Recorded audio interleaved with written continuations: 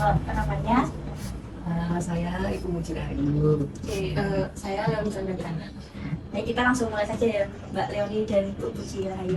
Nah, jadi yang pertama saya ingin menanyakan mengenai pemasaran dari kos Kriya Sakti. Nah, sebelumnya untuk Kriya Sakti ini sudah berdiri berapa lama? Kurang lebih 3 tahun. Tapi kemudian untuk pemasarannya yang sudah dilakukan sejauh ini apa saja Bu? Kalau untuk media sosial kita memang belum buka J, tapi kalau untuk sementara ini kita dari mulut ke mulut terus lewat WA juga, WA terbatas WA itu sama dengan ada semacam ini J, di UMS. Saya juga apa nih, saya sebutin di UMS itu kan ada kayak buletin gitu, buletin yang ada perkumpulan kos-kos gitu ya itu, dan kita masuk ke situ. Kemudian saya belum pernah bergerak sosmed, untuk targetnya kedepannya apa yang mau dirangkul untuk saat pemasaran di sana? Kalau kita sih untuk targetnya itu ya otomatis ini ya apa semuanya J bisa penuh terus gitu J. Selama ini memang kita emang nggak mengkhususkan untuk apa namanya untuk mahasiswa aja enggak, tapi ada juga yang bekerja. Untuk apakah ada rencana untuk membuat Instagram, semacam OYO maupun Reddoor seperti itu? Kalau untuk OYO dan Reddoor kayaknya masih jauh J. Tapi untuk kayak Instagram apa itu saya serahkan yang lebih muda kan ya kan saya termasuk gaptek. Mungkin menambah ke Instagram ya, apalagi sosmed di Instagram ataupun Facebook kan pasti tetap ada komunitas kos-kos gitu ya. Apalagi di sini kan memang daerah kos banyak sekali, dan mungkin juga mau kerjasama dengan aplikasi dari Mami Kos, karena kan itu juga memudahkan buat anak-anak yang ingin mencari kos di daerah, terlebih di daerah Humpang gitu. Nah, tadi kan Mbak Leoni bilang mau membuat sosmed Instagram atau yang lainnya. Nah, itu untuk kontennya itu targetnya mau diarahkan kemana? Mahasiswa atau pekerja? Untuk targetnya sendiri untuk sosmed, kita kan memang posnya itu kan campur ya, dari banyak mahasiswa apalagi pekerja. Nah, untuk konten sosmednya sendiri ya mungkin saya lebih ke arah mahasiswa ya, karena kan sini juga dekat dengan UMS terlebihnya. Nah, mungkin saya lebih ke targetnya mahasiswa sih untuk konten sosmed. Nah, ngomongin sosmed nih, kan usaha kan ya pasti punya logo gitu ya. Nah, apakah kos ini udah mempunyai logo? Untuk kosnya itu sendiri kita udah punya logo. Di depan kita udah ada pelang itu tulisannya Kos Kriya Sakti. Terus logonya itu mencerminkan identitas apa dari kos ini? Ada pesan dari logo itu Mbak?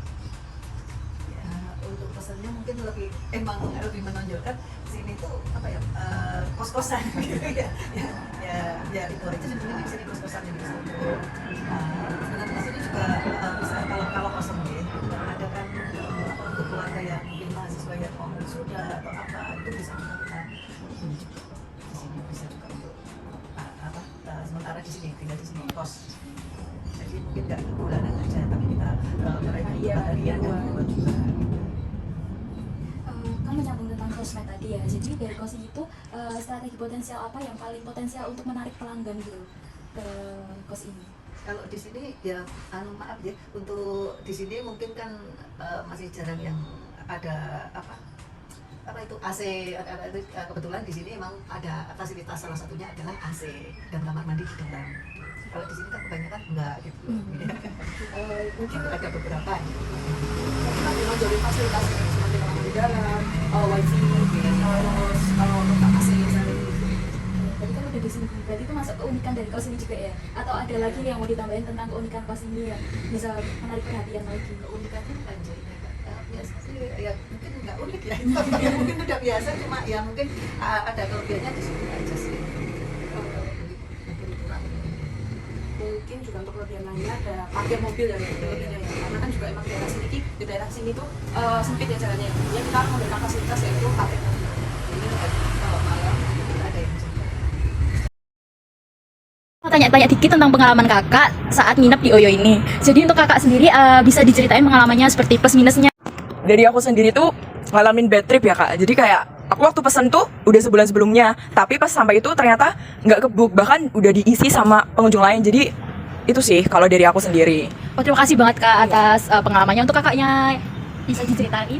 Kalau saya ngalamin pengalaman buruk ya kak, kan saya udah pesen di aplikasinya, tapi pas aku datang tuh fasilitasnya tuh nggak sesuai sama yang di aplikasinya. Jadinya kak kecewa gitu nggak sih kak? Iya, Sedih ya. Untuk kakak bisa diceritain nih pengalamannya? Kalau dari saya mungkin karena saya sering kerja luar kota, dinas luar kota, jadi Oyo ini mudah ditemukan di berbagai kota, jadi untuk masalah menginap tidak sulit gitu. Kakak ini plusnya ya. Iya. Untuk kakak yang selanjutnya bisa diceritakan? Kalau untuk saya sendiri, karena saya juga sering keluar kota, Oyo sendiri itu harganya relatif terjangkau, jadi enak untuk dipesan dengan harga yang murah. Itu sih Kak. Kalau aku mungkin lebih ngasih ke kritik sama saran ya Kak. Kalau kritiknya itu, aku dulu pernah nginep di Oyo yang fasilitasnya juga zonk gitu, karena aku sih masalah di air, jadi kritiknya airnya tuh zonk, terus juga fasilitasnya jelek.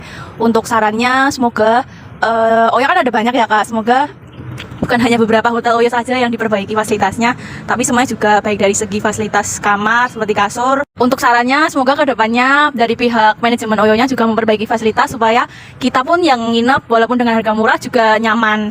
Seperti itu dari saya. Dari kakak-kakak yang lain masih ada yang mau ditambahin buat kritik dan sarannya? Oke Kak, bisa. Mungkin kalau dari aku memberi saran aja soal kebersihan ya, karena terutama mungkin bagian kamar mandi atau kamarnya, jadi mungkin biar nanti customer atau pelanggan nanti lebih nyaman lagi ke depannya. Aku pengen mengetahui sedikit apa yang bisa menggunakan aplikasi tersebut bisa diceritakan. Jadi pada tahun lalu saya pergi liburan ke Bandung dan saya mencari fasilitas yang murah dan cepat untuk didapatkan. Ya, saya menggunakan aplikasi Oyo itu bulan kemarin waktu saya pergi di luar kota dan saya membutuhkan penginapan cepat dan murah. Kalau pakai jasa Oyo, dia enak sih, murah, terus kayak di mana-mana tuh kayak ada gitu. Biasanya kalau deket tempat pariwisata tuh dia kan mahal-mahal ya, tapi di Oyo tuh nggak yang semahal itu dia.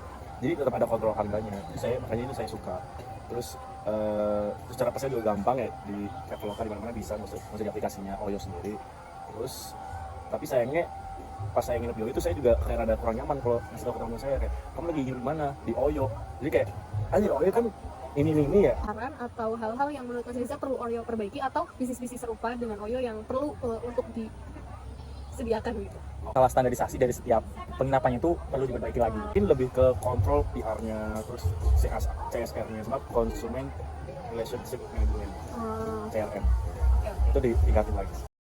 Berdasarkan pengalaman dan saran dari beberapa pengguna kos dari pesaing yang lain, ada beberapa hal yang bisa kos Gria Sakti lakukan agar bisa lebih dikenal dan mampu bersaing dengan usaha yang lain seperti Oyo.